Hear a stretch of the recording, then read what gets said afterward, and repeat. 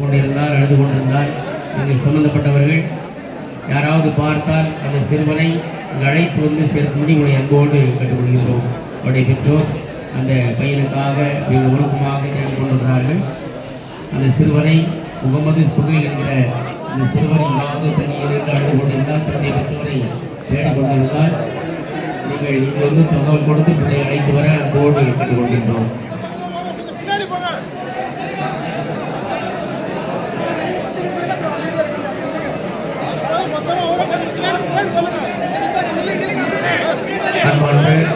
பக்தர்களை திருத்தல நுழைவு பகுதியிலும் ஆலயத்தினுடைய பின்பகுதியிலும் அன்னையுடைய புனித பொருள் அங்காடியாகவும் செயல்படுகிறது.